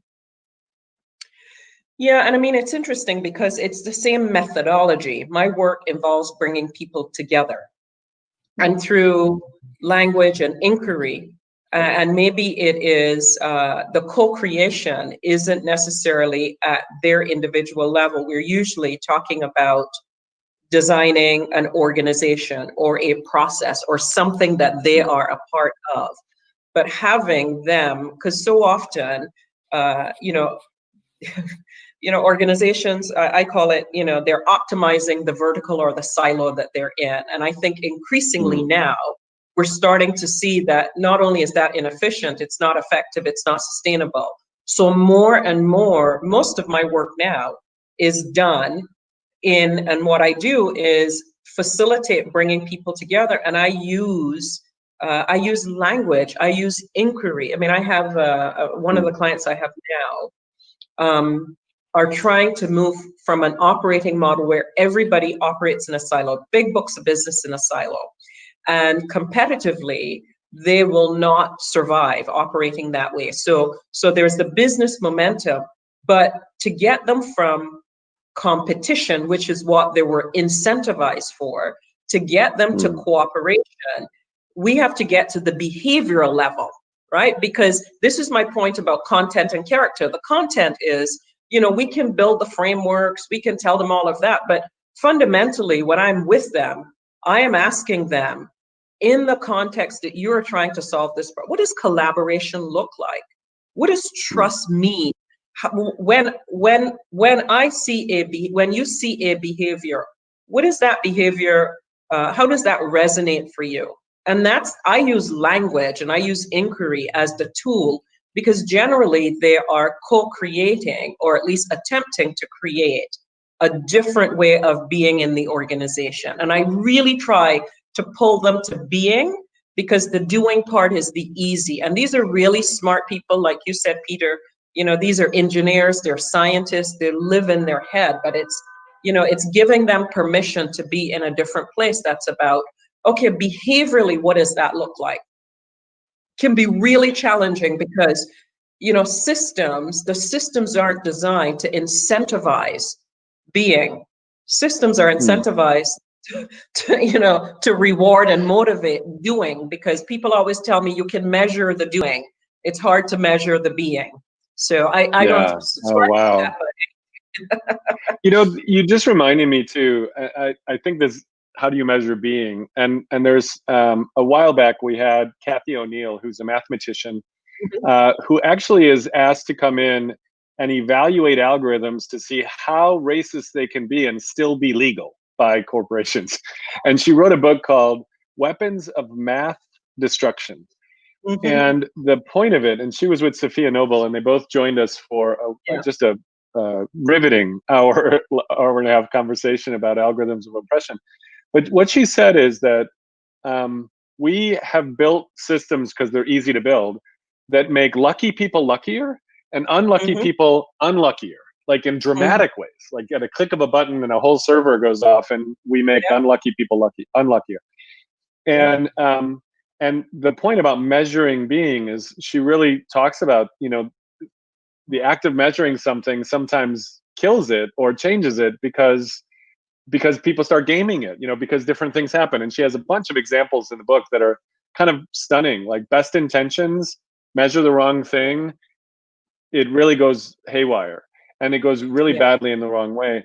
A future episode, we've got David Sloan Wilson, who's an evolutionary biologist, and he worked with Elinor Ostrom, who won the Nobel Prize back in 2008, around looking at the tragedy of the commons. How do people share common resources? But she documented how people have actually succeeded in actually finding the bounty of the commons for generations. And she collected a lot of data on it and developed 8 design principles.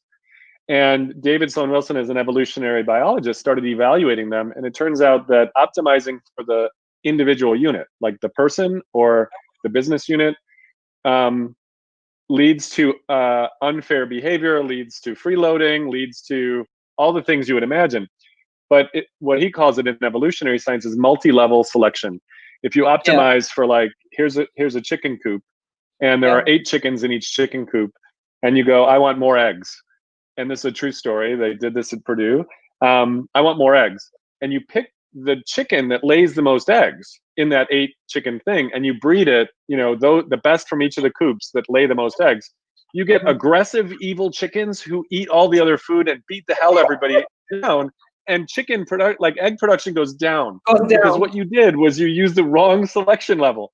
If you actually say which coop of all 8 produces the most eggs, and then you actually do genetics, you know, you basically breed them, you actually increase production a bunch, because it's multi-level selection in the parlance of evolutionary science. Nature's had 3 billion years to experiment with this, and there are really nice design patterns that nature found.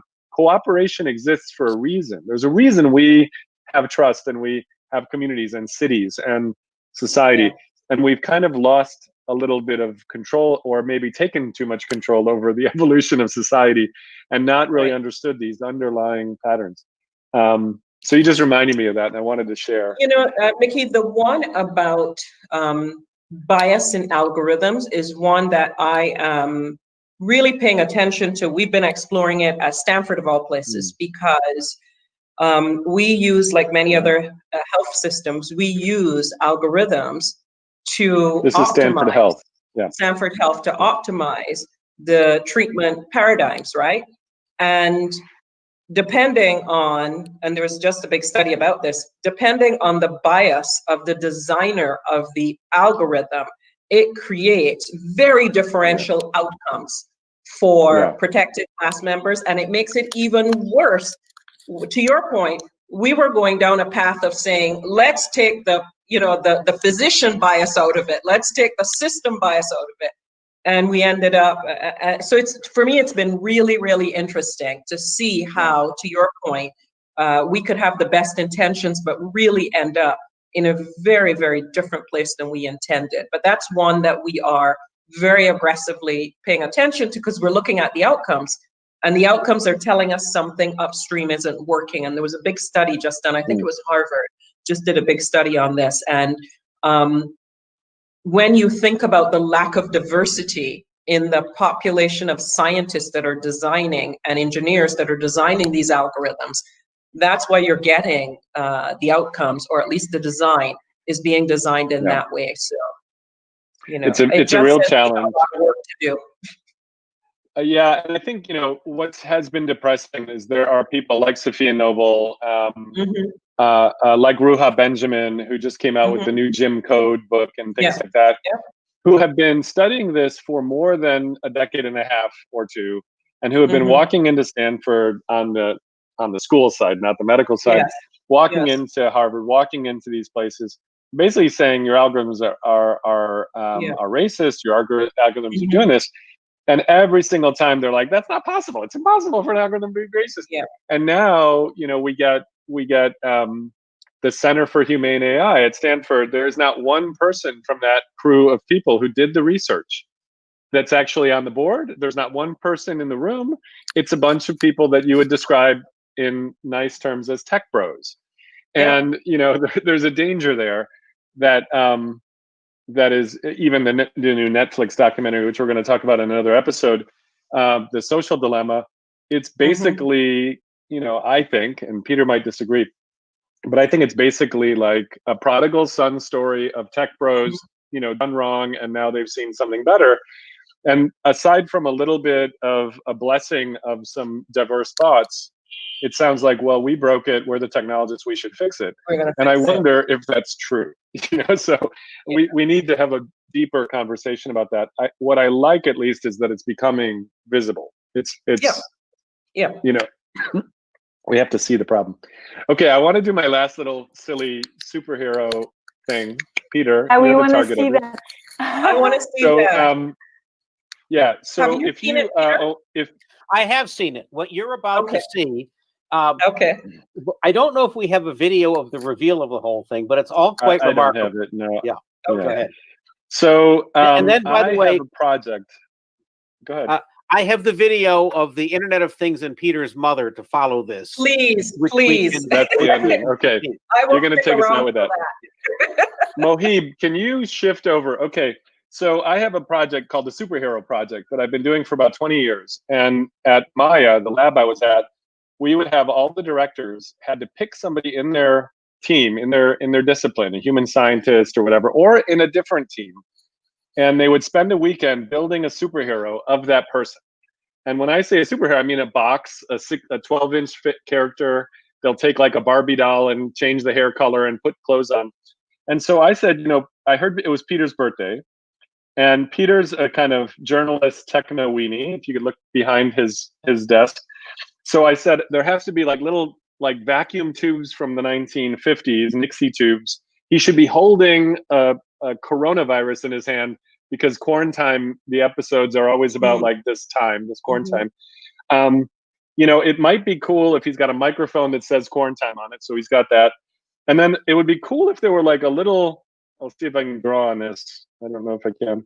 If there were like a little switch here that you could switch and it would change through different episodes and project them on the wall. Like it would show him interviewing people. So this was a silly idea that came up a day after I found out it was his birthday.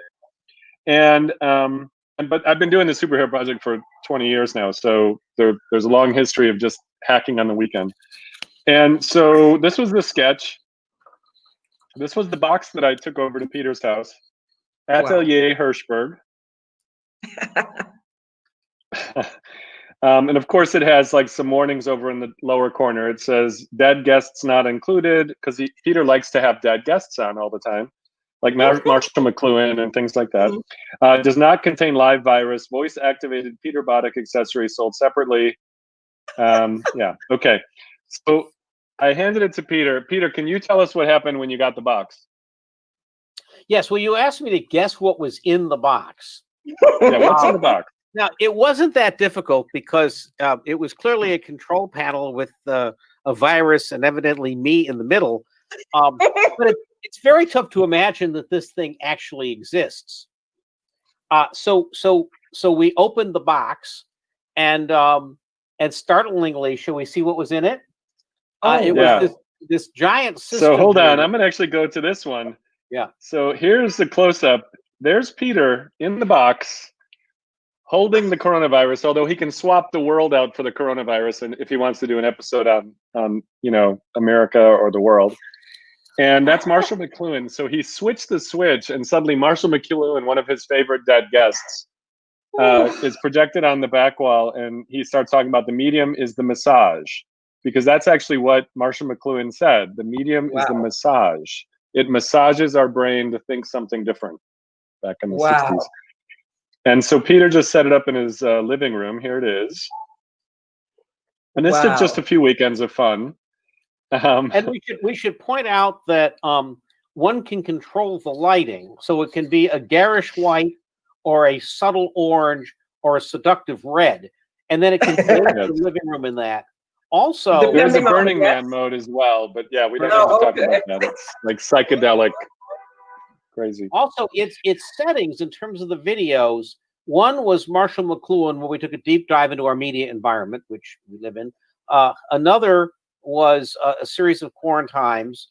One was Donella Meadows, who was talking to us about systems design and complexity, which we brought up earlier. And then the final one was a very optimistic, techno-optimistic piece from the 1950s with this Stentorian voice talking about the future. So I set this thing up the other day and set it in the corner, and this clip about the future was going on. It turns out that clip had inspired me. I was doing a project with a venture capital firm, and we were doing a documentary on its portfolio companies and how it was getting the future right around infrastructure.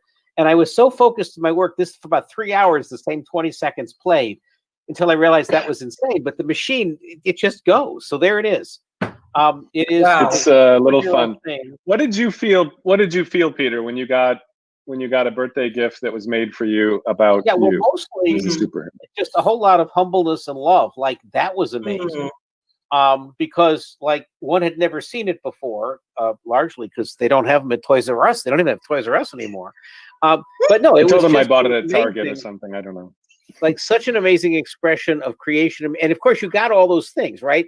I could see being heard and seeing me in all sorts of things, like the Nixie tubes and the silly Stentorian voices and the just look behind Peter and you can see all sorts of tube-based weirdness and stuff. Wow. It was really fun. We had to do social distance, so we're wearing masks, and I'm just like dropping it off. I'm like, I can't touch it now. It's yours. So this is a process that we've done though for a number of years. So I even just bumped into a designer in Consumer Electronics Show one year, and I told her about this. This is her action figure that she made for her wife, and she has a flamethrower that says heart melter because she grew up in Missouri, and her parents are rabid Republicans, and she fell in love with her wife while being bridesmaids for her sister, and her Republican parents found out how much they loved each other because they could see how much love they put into helping the sister. And so I told her about, who would you make, who is a superhero in your life? She said, it's my wife. How did you meet? And we were just talking. And I said, well, I just will never talk to you again unless you make an action figure of her and give it to her. And then you got to send me a picture. And she did. And I had not seen her ever again. And Ayse asked me to join for her superheroes tea. And I sent a note off, and she answered and sent me pictures, and she joined Ayse's tea. After 15 years, she's a innovation, designer, etc. So this has been going on for a long time. Bonin, actually, his mom wrote his origin story, and it's kind of a beautiful origin story. And he got this for Christmas under the Christmas tree. His girlfriend wrapped it and put it under there.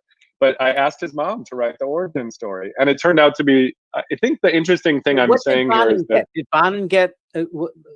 Was Bonin Yeah, so Bonin was a junior astronaut. So he grew up in Mm, New York, and his mom was very worried that he'd be a statistic. Look at that. Yeah. And so she sent him to space camp Wow. in Alabama when he was a teenager, and he loved Legos from the time he was very young. So here he is actually, when he's young, building things out of Legos. I photoshopped in the space shuttle because it didn't exist as a Lego back then. But she wrote this, and it was kind of a weird, beautiful thing about how he got his superpowers. He was having a birthday, and you don't have to read it here, but one of the kids at the birthday party came running over because the crown that every kid got was torn. And the kid's crown was torn and broken. And Bonin, at the age of, a very young age, 9 or something, basically takes the crown off his own head, puts it on the kid's head, and says, "Nobody cries at my party." Oh, And I have to tell you, that is his superpower. Like, if you ever Wow. meet Bonin, wow. he is all about celebrating everybody around him. And, Wow. he actually was reverse mentoring Indra maybe at the time when he was head of digital for Pepsi at this moment. Mm. So this was, so of course he's carrying Pepsi with him. But, he is sort of, he's indicative, and just, it was just the fun of actually enlisting everybody else to help. So Ayse and I have a plan to do this with high school kids, where they have to pick a hero in their life. Basically, go through what my we did kids with and their you. friends. That's cool. And yeah, That's anybody great. who we invite, and then just work on them on the narrative over the weekend, so they make something to give to their mom or their teacher or That's something. very cool. So that's our plan after the COVID. So we're pulling back, and I think we're ready for Peter's last video. This is today. We can probably take the whiteboard off screen. Ayse, that was fun. We've never done that before. It was an experiment. was I want to fun. point out that Yeah. because participation is so important, the day after Mickey gave me that, it broke. The projector wouldn't go on, the lights wouldn't go. So I called him up. I said, I'm not really that great with electrical engineering, by the way. is this affiliate support? And then Mickey walked me through replacing the USB power supply and getting into it. So now I feel some set of participation with Yeah, he called and he said, "I'm calling for Atelier Hirschberg support. Is this the support line?" And I was like, "Yes, sir. Give me a moment and let me connect you to our technical staff." And he literally was roaming around the house trying to find a USB power supply, and he plugs it in. I'm like, "Take a screwdriver, remove the back." And he did it, and now it's working again because That's cool. virtual. That's cool. okay. It was like Glide on the go, but it was just There you go. silliness. There Yeah. you go. That's just great. And the Okay, sad Peter, thing take is, us out. because we're socially distant, I can't invite anybody over to see it. So I have to come up with that. Hey, Mohib, do you see the video that I uploaded to Brand, which is the Internet of Thing and Peter's mother? Don't play it yet. I want to make sure you just have it ready to go. Give me a thumbs up if you got it ready to go. Okay, well, he's looking for that. Let's see. It's sitting there in Brands. It's under videos. It's under video clips. And He has it. He says good. thumbs Has up. it, I think. It's All right. by the way, it's so Mohib here's today. the story. It's about 3-4 years ago. It's Christmas, and there's a company called Quirky, which is in the making business that I think GE invested in, that made small run of interesting products. And they were experimenting with goofy Internet of Things. And so I got one for my brother, and my mom, who was about 90 at the time, was trying to figure out exactly what this stuff was.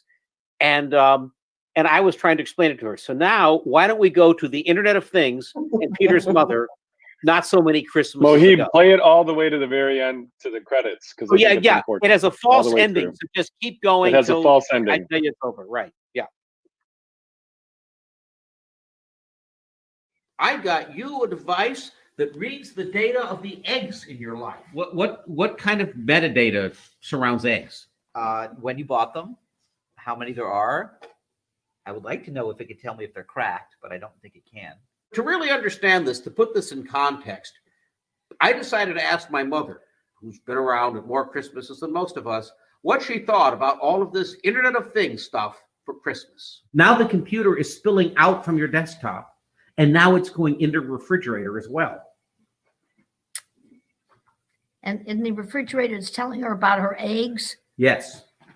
from the computer. The refrigerator and the eggs are a computer. The refrigerator is not a computer. It is now. It's becoming a computer because the intelligence is being moved out into things, including the refrigerator. So she can put that egg thing right in the refrigerator and it's going to tell her. Over Wi-Fi, so when she's shopping for eggs, she'll know the condition of all the eggs. She has to have a Wi-Fi. No, she has to have an iPhone, which communicates with her eggs by Wi-Fi. Oh, dear me. And there you have it. I think I'm better to take the old carton and stick it in there and look at the date on the carton. Is that all right? It's not just Christmas. It's a very meta Christmas. This is a digital dashboard to keep track of your life. My life? We better do it quickly. Because Okay, it ain't so- going to be around very long. But you got so many gadgets. Where are you going to put the new gadget? I don't know. Huh? I don't know. All right. Oh, You Lord. better do it quickly. Move fast. Oh, Well, you made my day. You made my day. Yeah, you know. better do it quick. Ayse, you're on mute. Aisha's on mute. Come back. Welcome. Sorry, I was just saying, Peter, you need your mom on the show. Yeah. Seriously. A few years before that, she didn't have a personal computer. And my brother lives in New York. We didn't want her to have one because, like, there'd be a lot of support questions. But then she got really smart about it. And she said to me one day, you know, Peter, I'll be getting old soon. It'll be more isolating. I have to connect with people. You want me to connect with people, and personal computers accomplish that, right? And I'm like, okay, she's figured it out. And so, but my brother was against it. So she conspired with me to give it to her at Christmas. And so I show up with this box, and my mother is just smiling like the Cheshire Cat. My brother figures it out before it's even open. And so that was a joke that we played on my brother. And it was when MySpace was still big. And so I gave her a computer, and she had her own MySpace page. And she said, what do I do with this? I said, it's your social network. And she goes, how many people can see this? I said, I don't, Mom, if it's 2 or 3 billion people on the earth. And she looks at me and goes, the last thing I need at my age is a bigger social network. I got enough friends. So she's always been I got enough. Ayse, Kaye, I just want to thank you so much for taking the time with us and sharing stories. I just loved it. And I thought it was just such a fun, and I am addicted to both of you. So just beautiful. Likewise. That was And great. Ayse, I will be calling you. I love it, Kate. Please do. And Mickey, we have a plan. Yeah, Mickey. Yes, we have a That plan. was great. And maybe even you too, Peter. Don't think you're gonna get away. You are now I part. hope we can get together for socially distanced coffee. Something. You let me know. Very soon. Coffee is let not me going to know. let You're you part off the you're hook part there, of my Peter. tribe now, so you can't get away. Thank you, Thank guys. you so Have much. a great This was weekend. too much fun. Thank you, Peter. Thanks, guys. Thank you, Mohit. Bye-bye. And thank you, And Mohit. thank you, Mohid. Bye bye. Mickey, Mick, it's- Peter, tell take us out. Take care. hi. I said hello. Thanks. I Ciao. will. Mick, it's 5:50 Pacific quarantine, and I don't think we actually have the ending this time because we didn't download it. So we get to do a very I'm not singing it. untechnological ending. Maybe next time Okay. we'll get Drew Youngs on the show to perform the song live. Okay. Live. Or maybe Let's we'll do do that that. on our 50th show, which is coming up the day after or 2 days after the election day. I don't know if the day after election day is a good time because people just may not know what to do, but maybe 2 days later will be our 50th show. Do you have anything you want to talk about in terms of the next few episodes? Yeah, I think the next 7 shows leading up to this, we're clearly counting down to tomorrow. We're counting down to what the future is, and it also strikes me that we're in this era of uncertainty, and we've talked about moving from enlightenment to entanglement. Danny Hillis's piece of writing. We've talked about the fact that we're relating to science differently. So I think we want to do a series of shows that look at how we can deal with an uncertain future. A lot of the technology things we've talked about early on with COVID, how do we apply them to the broader political thing, preparing for what's next, which, you know, could be. The interesting thing is I originally thought, well, the future is going to arrive on November 3rd. And then, of course, everything we're reading says we're just going to enter a period of turmoil, not only because of election results and disputes, and then how does the Constitution work? So we will be, talk about a nation rolling its own. I think we want to get ready for that. Well, I think if 2020 is going to remain on brand, it's got to go until at least 2024. Yeah. Take us out. All right, that's it. Thank you. It's 5:52 Pacific Quarantine, and we're going to see everybody next time. Bye-bye.